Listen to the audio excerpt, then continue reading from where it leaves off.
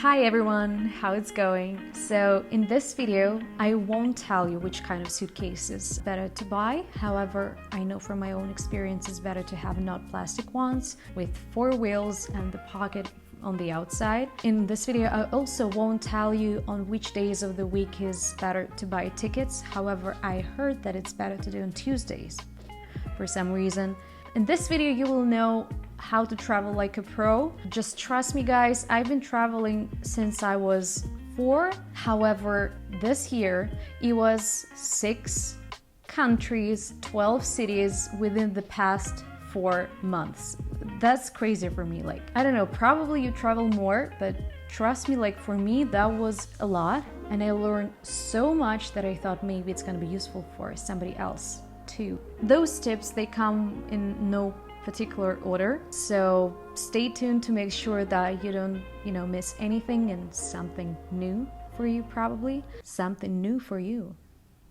Oh my god, like, you see what's happening to people who like film videos once a year. First of all, and probably the most important one, is please check accommodation, the prices for accommodation before you buy flight tickets. And also, like a bonus point, also please make sure that you know which kind of weather it is. I'll explain you in a sec what happened to us less than 2 weeks ago. So we were planning to travel to Croatia, and it's relatively one of the cheapest places in Europe, I thought. But then we kind of like found a very good flight, probably like literally like 30 seconds before my boyfriend pressed the purchase button on the flight tickets.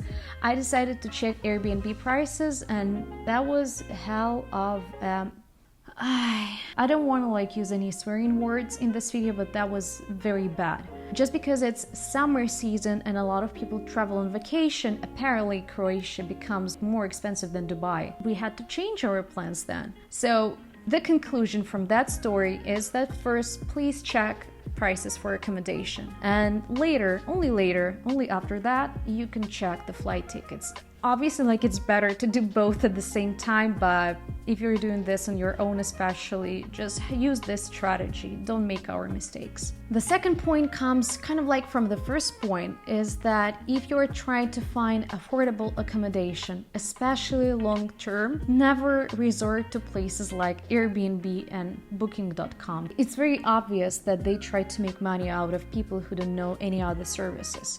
So your best bet probably would be Facebook groups. So what we've learned from our experience, that especially in the US and especially in some big cities like Milan or, I don't know, Barcelona, it's better to find accommodation, a place to stay, on Facebook groups where people just rent it out.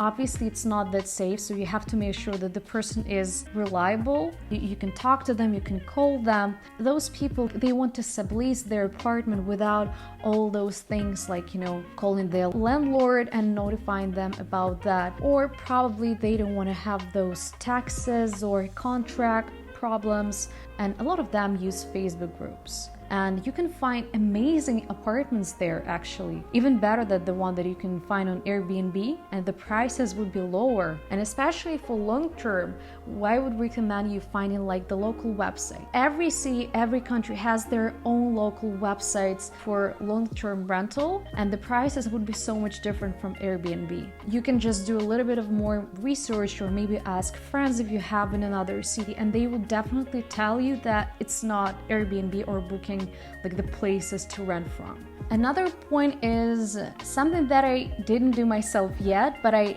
really think that I should.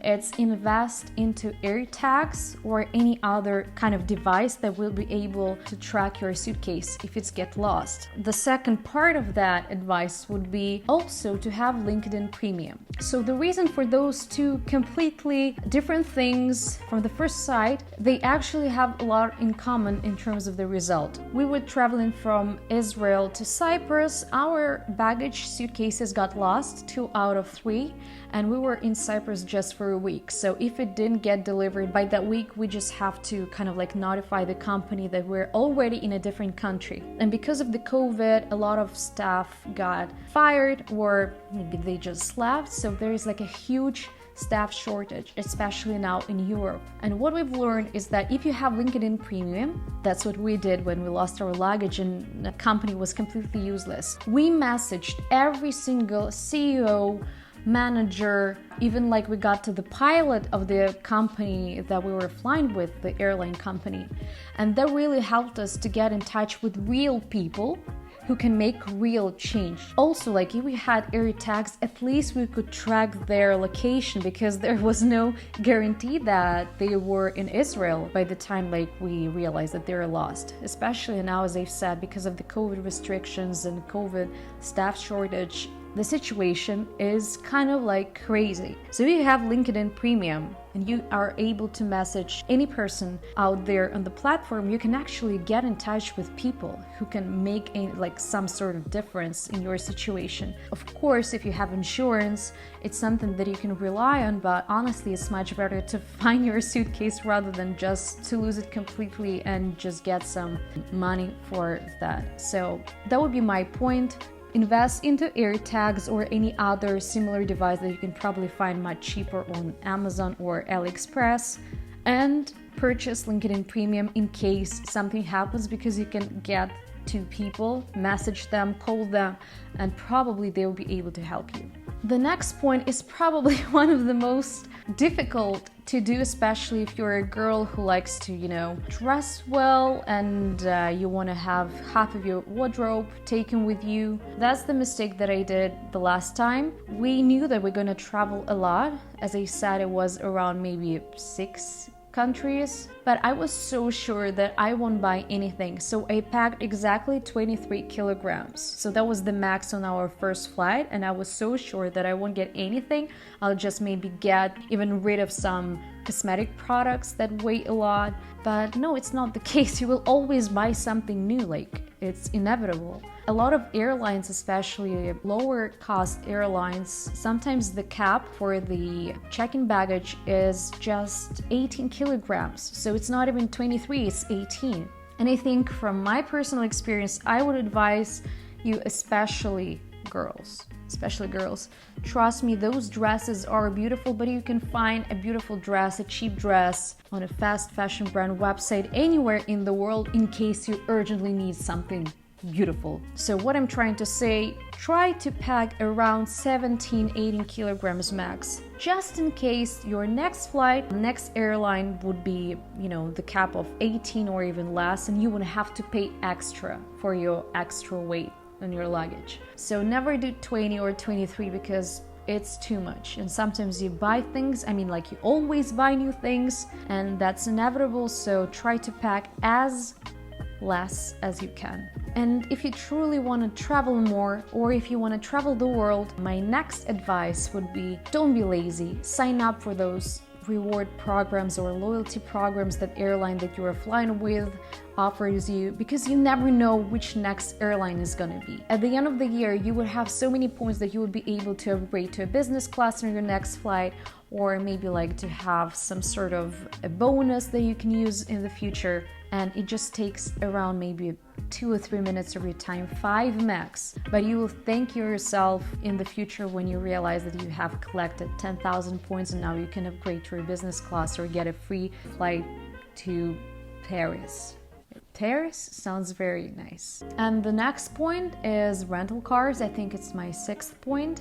And oh my God, probably it's the worst thing in traveling if you need to rent a car, because I still haven't figured out the algorithm, how those platforms like rental cars or Booking or Kayak, any platform that offers you to rent a car, I'm not sure how exactly they do this, because you can have, Europe car offering a car for $800 and exactly the same dates, configuration of the car on a Kayak would cost you $1,500.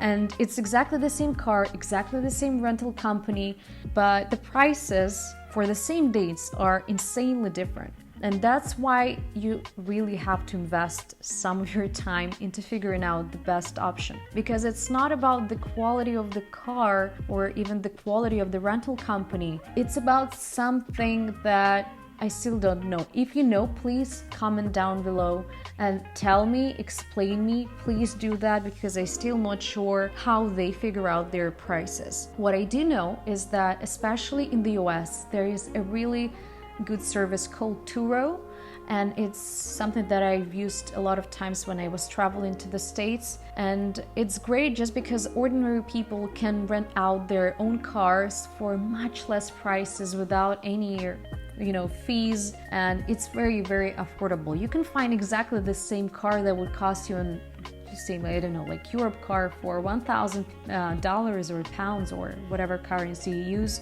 Exactly the same car on Turo from a person would just cost you maybe like $500 or $600 per week or per month, depending on the model of the car. So Turo in the United States, and probably there are services like that for Europe, but we haven't figured out. Because I tried to find a car on Turo in Switzerland and in Germany, but there were no cars available, unfortunately. But if you know any other service that kind of like the best one out there to rent a car in a foreign state, in a foreign country, let me know, because I need to know. It's always a headache for me to find a car with affordable price.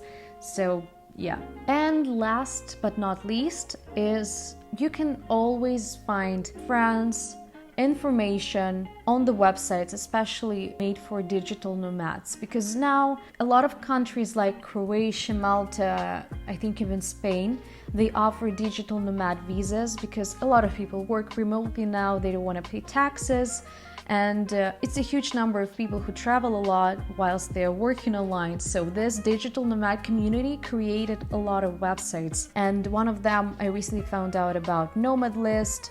And also what's interesting, I think I never trusted TikTok. I never believed in TikTok as the next social media platform after Instagram and YouTube. But a lot of targeted campaigns, they actually promote very good apps and things. And one of those was a Geneva app, has a lot of different tabs where you can find your community in a city that you are moving to or where you live. It's mainly targeted, I think, for Europe, but I also found a community in the US for Los Angeles, for Austin, and like for all major cities in the States. And you can also use something like that, because people out there, they are willing to meet new people. They're very nice. There's just like a huge global community of people who can use their phones, and they're just tech savvy, and they travel the world. They want to meet new people and have experiences. So there are so many different resources that you can employ. And probably I also should mention the Telegram app. A lot of groups, like, British people living in Croatia or French living in Spain. So you can just type it in and you would definitely find a community, like a chat, a group with people from your same country, or maybe that share your similar interests. There are a lot, like numerous amount of chats like that in Telegram, and that's how I was able kind of like to have the latest news on COVID restrictions, where they were lifted up, or on the contrast, the country was closing down. A lot of people share their experiences of getting new visas if you need one in a country where you want to go. So a lot of people are willing to help. You just don't know that sometimes, and that's something you just have to remember, that actually it's very easy to find help, and a lot of people will be just so happy to help you out, even if you never met them and it's just a random person out there in the internet. And that's the beauty of 2022, right? So yeah, I think just because I feel not so frequently my mouth I was just talking so much, but I really hope that this video is going to help you out. And it's just kind of like nice to have all those points listed, even for myself, that the next time I plan something, I have this cheat code that I remember about. So if you have any additions, if you know some useful tips and tricks that you can share with me and with my followers, feel free to comment there in the section below. And once again, thank you for your time. I really hope that it was useful for some of you guys. And let's keep in touch. You can find me on Instagram, you can find me on Instagram, TikTok, and other platforms. Thank you so much once again, and see you soon. Bye!